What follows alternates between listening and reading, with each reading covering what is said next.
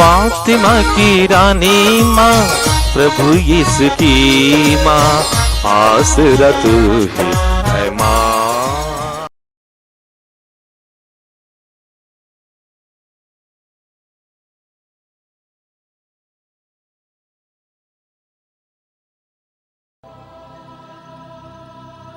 पहला पाठ प्रेरित चरित्र अध्याय 16 पद संख्याएं 11 से 15 तक। पाठ का सारांश है, प्रभु ने उसके हृदय का द्वार खोल दिया और उसने पौलुस की शिक्षा स्वीकार कर ली। त्रोआस से चलकर हम सब नाव पर सीधे समोथासिया, दूसरे दिन नियापोलिस और वहाँ से फिलिपी पहुँचे। फिलिपी मकुदुनिया प्रांत का प्रमुख नगर और रोमन उपनिवेश था।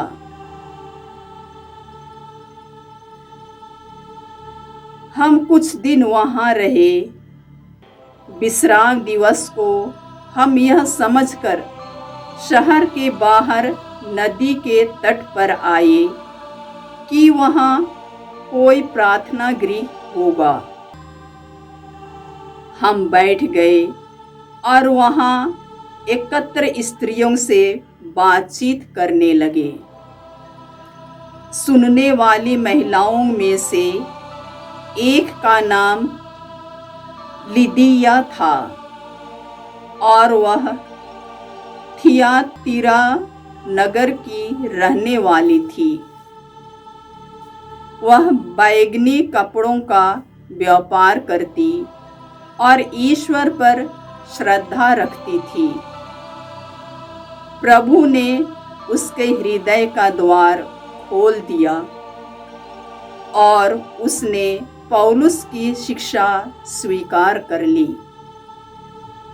सपरिवार बपतिस्मा ग्रहण करने के बाद लिदिया ने हमसे निवेदन किया, आप लोगों ने माना है कि मैं सचमुच प्रभु में विश्वास करती हूँ, तो आइए और मेरे यहाँ ठहरिए। और उसने इसके लिए बहुत आग्रह किया। प्रभु की वाणी।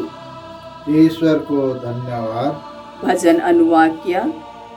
प्रभु अपनी प्रजा को प्यार करता है। प्रभु अपनी प्रजा को प्यार करता है। प्रभु के आदर में नया गीत गाओ, भक्तों की मंडली में उसकी स्तुति करो, आनंद मनाएं। सियोन के पुत्र अपने राजा का जयकार करे। अनुवाक्य।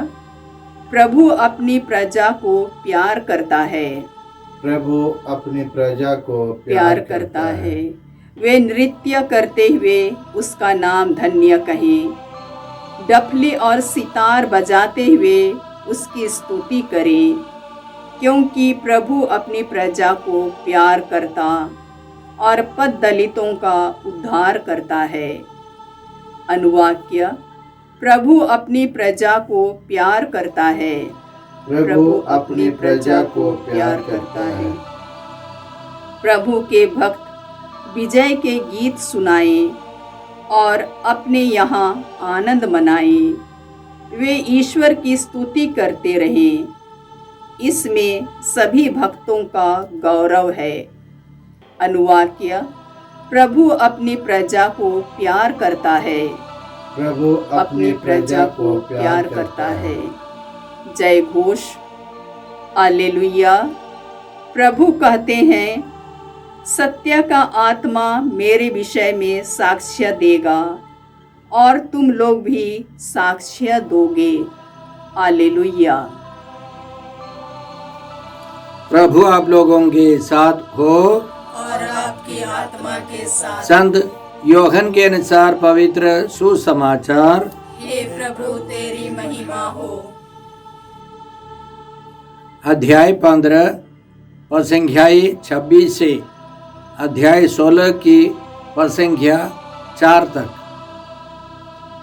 यीशु ने अपने शिष्यों से यह कहा, जब वह सहायक पिता के यहाँ से आने वाला वह सत्य का आत्मा आएगा, जिसे मैं पिता के यहाँ से तुम लोगों के पास भेजूंगा, तो वह मेरे विषय में साक्ष्य देगा और तुम लोग भी साक्ष्य दोगे, क्योंकि तुम प्रारंभ से मेरे साथ रहे हो। मैंने तुम लोगों से ये बातें इसलिए कहीं कि तुम विचलित नहीं हो। वे तुम्हें सभागृहों से निकाल देंगे।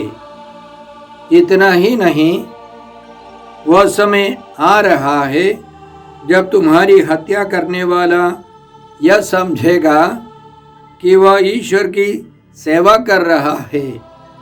वे यह सब इसलिए करेंगे कि उन्होंने ना तो पिता को पहचाना है और न मुझको। मैंने तुम लोगों से ये बातें इसलिए कहीं जिससे समय आने पर तुम्हें यह स्मरण रहे कि मैंने तुम्हें पहले ही सचेत किया है। प्रभु का सुसमाचार। हे क्रिस्त तेरी स्तुति हो। जय यीशु क्रिस्त में प्रिय भाई और बहनों, आज का पहला पाठ प्रेरित चरित अध्याय 16 से हैं और संख्याएं 11 से 15 तक। इसमें हमने सुना कि संत पौलुस और उनके साथी लोग यात्रा करते करते फिलिपी पहुंच गए। फिलिपी मकेदुनिया का प्रमुख नगर था और रोमी उपनिवेश था। वहाँ वे लोग कुछ दिन रहे और उन्होंने सोचा कि नदी के किनारे कोई सभागृह होगा और वे वहाँ जाकर बैठ गए। वहाँ कुछ महिलाएं थीं और उन्होंने उनको प्रभु यीशु का सुसमाचार सुनाया। सुनने वालों में लीदिया नामक एक महिला थी जो बैंगनी कपड़े की व्यापारी थी, व्यापार करती थी और वह एक अच्छी महिला थी। उसने संत पौलुस की शिक्षा स्वीकार की। सपरिवार उन्होंने बपतिस्मा ग्रहण किया। अंतिम में हमने सुना लीदिया ने हमसे यह निवेदन किया, आप लोगों ने माना है कि मैं सचमुच प्रभु में विश्वास करती हूँ, तो आइए मेरे यहाँ ठहरिए। और उसने उसके लिए बहुत आग्रह किया। तो हम लोग संत पौलुस और उनके साथियों से सीखते हैं कि वे सुसमाचार सुनाने के लिए बहुत उत्साही रहे।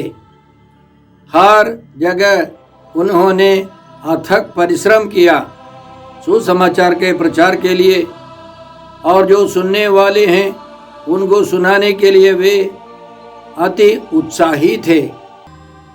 उसका नतीजा यह है कि वहाँ एक महिला ने, लीदिया नामक महिला ने प्रभु यीशु में विश्वास कर अपने परिवार को भी प्रेरित कर बपतिस्मा ग्रहण किया। तो हम भी संत पौलुस और उनके साथियों के समान सुसमाचार सुनाने के लिए तीव्र इच्छा रखें। यदि हम चाहते हैं तो हम प्रतिदिन प्रभु यीशु के बारे में किसी न किसी व्यक्ति को सुना सकते हैं। और उस महान महिला लीदिया से हम क्या सीखते हैं? यहाँ वहाँ कई लोग अच्छे हैं और वे उत्साही बनकर सुसमाचार स्वीकार करते हैं और प्रभु यीशु में विश्वास करते हैं। हम बाइबल में पढ़ते हैं सबों को विश्वास का वरदान नहीं दिया जाता है। संत पौलुस ने कई महिलाओं को सुसमाचार सुनाया, लेकिन उनमें से एक ने विश्वास किया। सबों को विश्वास का वरदान नहीं दिया जाता है। संत पौलुस तसलनिकियों के नाम दूसरे पत्र अध्याय 3 पद संख्या 2 में इसी प्रकार लिखते हैं, टेढ़े तथा दुष्ट लोग हमारे कार्य में बाधा ना डाले, क्योंकि सबों को विश्वास का वरदान नहीं दिया जाता है। सबों को विश्वास का वरदान नहीं दिया जाता है। जिनको यह वरदान मिला है वे आसानी से प्रभु में विश्वास कर बपतिस्मा ग्रहण करते हैं। प्रभु यीशु ने यही बात दूसरे तरीके से समझाया है। संत यूहन्ना के सुसमाचार अध्याय 6 में हम लोग इस प्रकार पढ़ते हैं, प्रभु यीशु ने सुनने वालों को समझाया, जो ईश्वर की शिक्षा सुनता और ग्रहण करता है वह मेरे पास आता है। आगे संत यूहन्ना अपने सुसमाचार अध्याय 6 पद संख्या 65 में इसी तरह यीशु की बात लिखते हैं, इसलिए मैंने तुम लोगों से यह कहा कि कोई मेरे पास तब तक नहीं आ सकता जब तक उसे पिता से यह वरदान न मिला हो।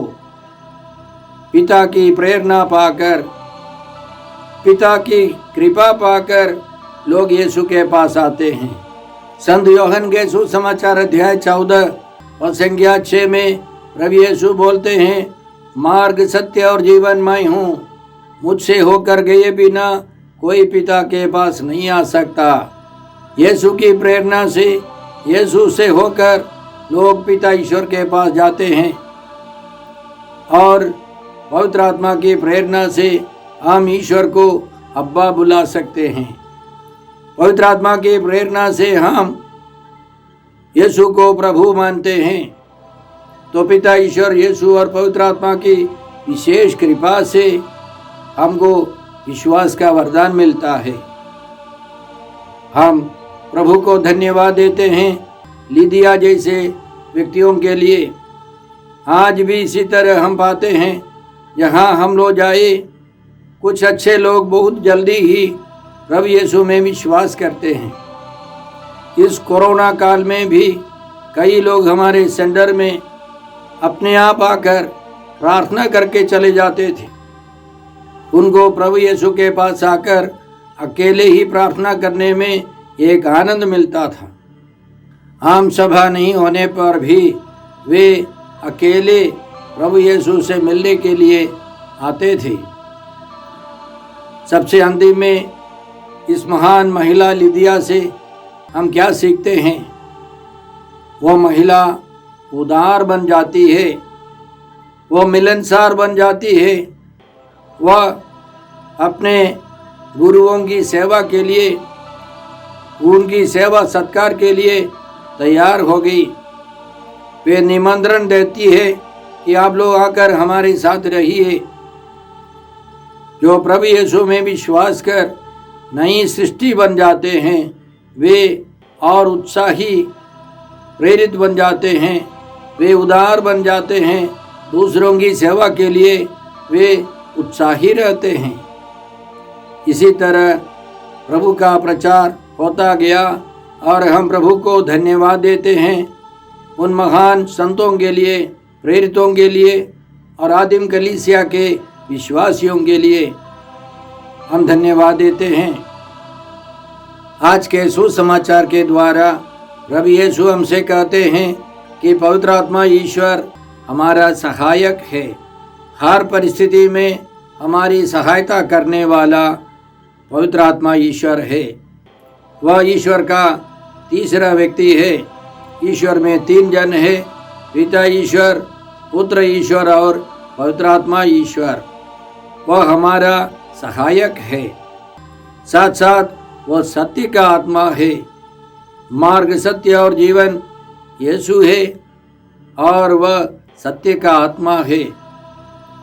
पिता ईश्वर हमको पवित्र आत्मा देता है और प्रभु यीशु हमको पवित्र आत्मा को भेजते हैं।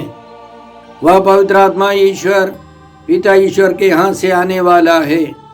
प्रभु यीशु उसको हमारे पास भेजने वाले हैं।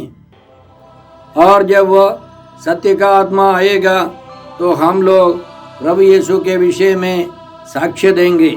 प्रभु यीशु को संसार पर प्रकट करने वाला, हम सबों पर प्रकट करने वाला पवित्र आत्मा ईश्वर है। पवित्र आत्मा ईश्वर की कृपा से ही कोई भी विश्वासी पिता ईश्वर को अब्बा बुला सकता है, यीशु को प्रभु मान सकता है। यीशु के बारे में समझाने वाला, साक्ष्य देने वाला पवित्र आत्मा ईश्वर है। और प्रभु यीशु आगे कहते हैं, हम लोग भी प्रभु यीशु का साक्ष्य देंगे, क्योंकि हम प्रारंभ से उनके साथ रह चुके हैं। और आगे प्रभु यीशु अपने शिष्यों के बारे में कहते हैं कि तुम लोग भी मेरे विषय में साक्ष्य दोगे, क्योंकि तुम प्रारंभ से मेरे साथ रहे हो। उनको पवित्र आत्मा मिलने के बाद वे यीशु के शिष्य लोग यीशु के विषय में साक्ष्य देने लगे, उनके सुसमाचार का प्रचार प्रसार करने लगे। उसी तरह हर एक भक्त भी पवित्र आत्मा पाने के बाद प्रभु यीशु को ऊपर उठाएगा, प्रभु यीशु की महिमा की घोषणा करेगा। अंतिम में प्रभु यीशु हमें समझाते हैं कि यीशु के कारण दुख सहना पड़ेगा, क्योंकि लोगों ने प्रभु यीशु में विश्वास किया, अधिकांश लोगों ने यीशु में विश्वास नहीं किया, उनका विरोध किया, उन पर अत्याचार किया और उनको बहुत दुख उठाना पड़ा। इसलिए यीशु हमको सतर्क करते हैं, वह समय आ रहा है जब तुम्हारी हत्या करने वाला यह समझेगा कि वह ईश्वर की सेवा कर रहा है। कई लोग उस धर्म में विश्वास नहीं करने वालों को मार डालने के प्रयास में है। उनको सिखाया जाता है कि काफिरों को मार डालने से उनको स्वर्ग मिलेगा, और इसीलिए वे बेशक दूसरों को मार डालते हैं, उन पर अत्याचार करते हैं। कहा जाता है हिटलर, जर्मनी के तानाशाह ने लाखों लाखों को मरवा डाला, करोड़ों को दुख दिया, करोड़ों करोड़ों की संपत्ति बर्बाद कर दी। फिर भी वह कहता है मैंने कोई गलती नहीं की है, मैंने अच्छा किया है। इसी तरह जो बुरा करने वाले, प्रभु के विश्वासियों पर अत्याचार करने वाले, बहुत सारे लोग सोचते हैं वे अच्छा कर रहे हैं, वे भलाई कर रहे हैं, भले ही उनको शैतान की प्रेरणा है। इसलिए यीशु ने हमको सतर्क किया है, और यीशु कहते हैं मैंने तुम लोगों से यह बातें इसलिए कही जिससे समय आने पर तुम्हें यह स्मरण रहे कि मैंने तुम्हें पहले ही सचेत किया है। हमको तैयार रहना है प्रभु यीशु के लिए दुख भोगने के लिए, अनेक लोगों को अपना जीवन कुर्बान करने के लिए तैयार रहना है। तभी कलीसिया का, विश्वासियों के समुदाय का विकास होगा। हम याद रखें, आदिम कलीसिया से अभी तक करोड़ों लोगों ने प्रभु के लिए अपना जीवन अर्पित किया, लाखों लोग शहीद बने, और प्रभु का राज्य फैलता जाता है। हम धन्यवाद देते हैं प्रभु यीशु के लिए और उनके वचनों के लिए, उनकी भविष्यवाणी के लिए, उनके प्रोत्साहन के लिए। आइए हम प्रार्थना करें। हे पिता ईश्वर, हे प्रभु यीशु, हे पवित्र आत्मा ईश्वर, आज के सारे पवित्र वचनों के लिए हम तुझे धन्यवाद देते हैं और प्रार्थना करते हैं कि हम सब प्रभु यीशु के विषय में साक्ष्य दे सके, और समस्या आने पर, संकट आने पर हम लोग प्रभु यीशु पर भरोसा रखकर सारे दुखों को उठा सके, जिससे ईश्वर के राज्य का विस्तार हो। हम यह प्रार्थना करते हैं प्रभु क्रिस्त के द्वारा। हमारे प्रभु यीशु क्रिस्त की कृपा, ईश्वर का प्रेम और पवित्र आत्मा का साहचर्य आप सबों को प्राप्त हो। आमीन।